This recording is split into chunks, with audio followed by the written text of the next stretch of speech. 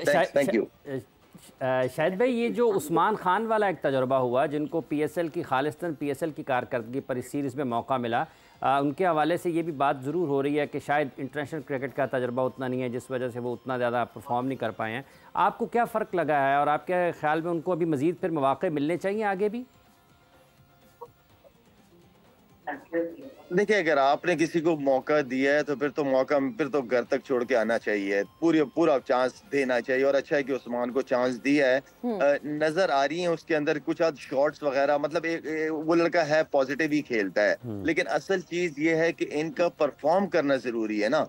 अगर ये रन नहीं करेंगे, क्योंकि ये जेन्युइन बैट्समैन है और बैट्समैन का तो काम है स्कोर बोर्ड लगाना और इतना स्कोर करना कि बॉलर्स जो हैं वो आके वो अंडर प्रेशर ना हो, वो बॉलर्स आके अपनी बॉलिंग भी इंजॉय करें। तो ये जो आपके उस्मान है, आई मीन कि देखें, अब हमने चांस दिया है और हम बात वही करते हैं कि थोड़ा सा हम जल्दी क्यों करते हैं। हमने पहले भी बैट्समैन जो हैं जिन्हें जिन्हें खिलाया है उनको तो चांस दें ना। ये प्लेयर जो हैं इनको एटलीस्ट थोड़ा सा डोमेस्टिक में जाने दें, बिल्कुल। थोड़ा सा डोमेस्टिक में जाने दें। डोमेस्टिक में खेल, हम सिर्फ T20 और ग्लोबल जो आप खेल रहे हैं लीग्स वगैरह, उनकी परफॉर्मेंसेस के ऊपर हमने चांस दिए है ना इनको।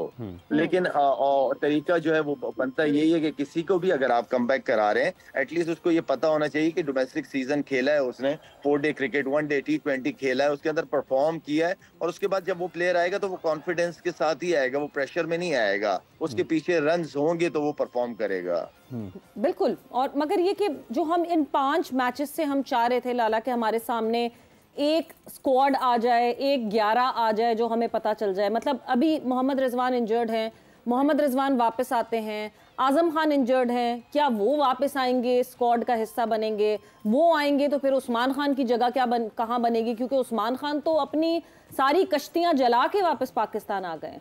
तो ये वाली कंफ्यूजन तो मुझे लगता है अभी तक सॉर्ट आउट नहीं हुई है। ये रहेगी सवेरा, ये बिल्कुल रहेगी। क्योंकि जब तक कोई कंसिस्टेंट परफॉर्मर नहीं होगा, जैसे बाबर आजम है कंसिस्टेंट परफॉर्मर है, रिजवान कंसिस्टेंट परफॉर्मर है, तो ये जब ये और सिर्फ बाबर और रिजवान के इर्द गिर्द तो पाकिस्तान टीम नहीं है ना। पाकिस्तान टीम तो 11 लड़के उतरते हैं और 11 की 11 की परफॉर्मेंसेज होंगी तो पाकिस्तान टीम जीतेगा ना। अगर इसलिए कि क्योंकि हमारे टीम में इस वक्त मैच विनर्स, मैं समझता हूँ कि फखर के अलावा मैच विनर मुझे नजर नहीं आता बैटिंग में। फखर एक ऐसा बैट्समैन है, या इफ्तिखार को भी हमने नो डाउट बहुत चांसेस दिए हैं और अभी तक फखर ने हमें, इफ्तिखार की तरफ से हमें ये कॉन्फिडेंस नहीं मिला कि वो जाएगा और मैच जितवा के आएगा। तो और इफ्तिखार का जो नंबर है वो उस नंबर पे उसने मैच जितवाने हैं, हमें उस नंबर पे एक ऐसा प्लेयर, इफ्तिखार को जिम्मेदारी लेनी पड़ेगी या आजम खान जो भी खेलते हैं कि उनको मैच जितवाना पड़ेगा। तो वो नंबर जो है वो हमारे अभी तक जो है वो उस तरह परफॉर्म नहीं कर रहे कि जिस तरीके से उन्हें मैच जितवाने चाहिए। तो वो फिक्र की बात तो जी है। और आई डोंट नो कि मैनेजमेंट इस हवाले से क्या सोच रहा है, हम तो बैठ के बात कर लेंगे। मैनेजमेंट में तो तब्दीलियां हो रही है लाला, उस तब्दीलियों के हवाले से भी बात करेंगे। जो तब्दीलियों का ऐलान हो गया है, कोचेस चेंज हो गए हैं, जो कोचेस जिनकी बातें हो रही थी आने की, वो उसके हवाले से तो डिटेल में बात करेंगे। बट बैटिंग के बाद एक और जो सिलसिला जो हमें देखने को मिलता है, हम पास्ट में भी ये बात करते रहे कि utilisation of the players proper नहीं होगी तो प्लेयर अच्छा परफॉर्मेंस नहीं दे सकता आपको। कैप्टनसी, बाबर आजम के डिसीजंस ऑन द फील्ड, कल भी यही हुआ। पहली बार T20 इंटरनेशनल में पाकिस्तान ने 8 बॉलर्स का इस्तेमाल किया और उन 8 बॉलर्स में भी पूरी दुनिया जानती है कि इमाद वसीम जो हैं वो पावर प्ले के one of the best spinner हैं, मगर इमाद वसीम को हमने पावर प्ले में यूटिलाइज ही नहीं किया। अगर हम अब प्लेयर्स को उस पोटेंशियल पे खिलाएंगे नहीं, जिस पोटेंशियल की, जिस परफॉर्मेंस की वजह से वो सेलेक्ट होकर वापस आए हैं टीम में, सो व्हाट्स द पॉइंट?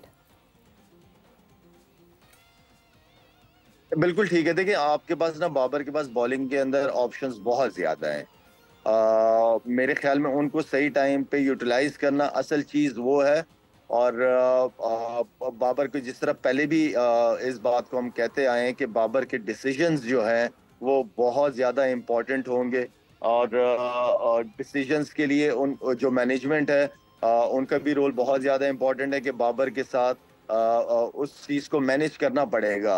जो सीनियर मैनेजमेंट आ रही है, जो कोचेस चेंज हुए हैं, सारे एक्सपीरियंस कोचेस हैं, तो उन्होंने मेरे ख्याल में बाबर की कप्तानी देखी भी होगी और उनको एक होमवर्क करना पड़ेगा। बाबर अकेला बाबर अकेला मेरा नहीं ख्याल कि बाबर को सपोर्ट की जरूरत पड़ेगी, स्पेशली बॉलिंग में, कि किस वक्त किस बॉलर्स के साथ जाना चाहिए। तो एक प्लान के साथ जो है ना वो बाबर के साथ काम करना पड़ेगा। लाला, आपने जो है वो पिछले शो में एक सजेशन दिया था मोहसिन नकवी साहब को, उस सजेशन पे उन्होंने जो है वो अप्लाई कर दिया है, वो सजेशन वो मान लिया सजेशन, बिकॉज जो था ना कि लॉबीज ना बने टीम में, जो है वो बंटवारा ना हो कैप्टनसी की वजह से। सो बाबर आजम को चैंपियंस ट्रॉफी 2025 तक का कप्तान अनाउंस कर, ब्रेक का हुआ, ब्रेक पर जा रहे हैं और जब ब्रेक से वापस आएंगे तो इसी कॉन्वर्जेशन को आगे बढ़ाएंगे।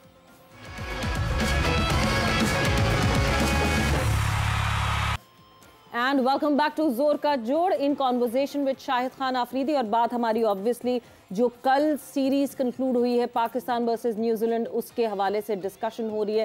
एंड फर्दर ऑन जाहिर सी बात है क्या डिसीजंस लिए जाएंगे। World T20 the marquee event of this year, उसका सबको इंतजार है। स्क्वाड्स भी जो है अभी इनिशियल फेज के जो स्क्वाड्स अनाउंस होने हैं वो भी कुछ दिन रह गए हैं और स्क्वाड्स का ऐलान होना है। जो आपने ICC को स्क्वाड्स देने हैं, पहली डेट जो है वो करीब ही है।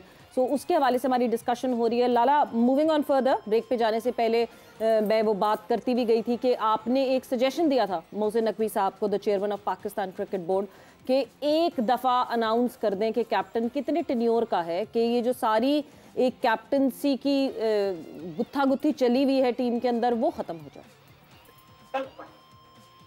सवेरा, मेरे ख्याल में ये डिसीजन बहुत अच्छा है और बहुत पहले ले लेना चाहिए। और जब भी किसी को कप्तान बनाए उससे प्लीज उसको अनाउंस कर दिया करें कि कितने अरसे की उसको कप्तानी दे रहे हैं, ताकि पता हो कप्तान भी अपना प्रॉपर काम कर सके, अपनी टीम बना सके। और ये अच्छा डिसीजन लिया है, ऐसे गुड डिसीजन है। और जो असल मसला है कप्तानी की, जो लड़ियाँ और जो प्लेयर्स के जहन में चीजें आना शुरू हो जाती है कप्तानी को लेके, तो मेरे ख्याल में ये चेंज होना चाहिए। ठीक है शाहिद भाई, ये साथ ही साथ नए कोचिंग स्टाफ भी आया है। ग्लेस्पी को और उनके साथ गैरी क्रेस्टन, दो मुख्तलिफ मुल्कों के दो मुख्तलिफ कोचेज़ हैं, दो मुख्तलिफ फॉर्मेट में पाकिस्तान टीम की कोचिंग करेंगे। अजहर महमूद इनके साथ असिस्टेंट कोच की हैसियत से हैं दोनों के साथ। तो आपके ख्याल में ये भी आगे बढ़ने का एक तरीका है और इससे पाकिस्तान की क्रिकेट को फ़ायदा हो सकता है, टीम को भी? बिल्कुल हो सकता है। और कोचेस का अपना जो मैनेजमेंट है, जो हाई मैनेजमेंट है, उनको कोचेस के प्लान्स को भी सामने रखना चाहिए कि वो किस प्लान के साथ पाकिस्तान टीम को लेके चल रहे हैं। और प्लीज, क्योंकि देखें ऊपर पाकिस्तान टीम तो इशू नहीं है, लेकिन मैं चाहता हूं कि जो नीचे हमारा डोमेस्टिक स्ट्रक्चर है उसकी कंसिस्टेंसी जो है वो बहुत इंपॉर्टेंट है। आप कोई एक सिस्टम बनाएं और इन्हीं कोचेस को अंडर लें, इन्हीं के माइंड सेट को नीचे लेके जाएं डोमेस्टिक क्रिकेट में। क्योंकि आपको जो असल माइंडसेट चेंज करना है वो नीचे के क्रिकेटर्स का चेंज करना है कि उन्होंने किस लेवल की क्रिकेट खेलनी है। अगर वर्ल्ड क्लास प्लेयर्स बनना है उन्होंने, या पाकिस्तान के लिए खेलना है, तो क्या उनकी फिटनेस होनी चाहिए, क्या स्टैंडर्ड्स होने चाहिए। ये बहुत इंपॉर्टेंट है कि इन्हीं गोरों के अंदर ही हमारे कोचेस, अच्छी बात है अजहर महमूद को इन्होंने असिस्टेंट कोच लिया है, तो ये अच्छी बात है। लोग हमारी ही काम करें लेकिन बिठाएं ऊपर गोरों को और उनके सिस्टम को समझने की कोशिश करें, उनके माइंडसेट को समझें, देन उसके थ्रू आप काम कर सकते हैं। हम डोमेस्टिक क्रिकेट से शुरू कर सकते हैं चीजों को।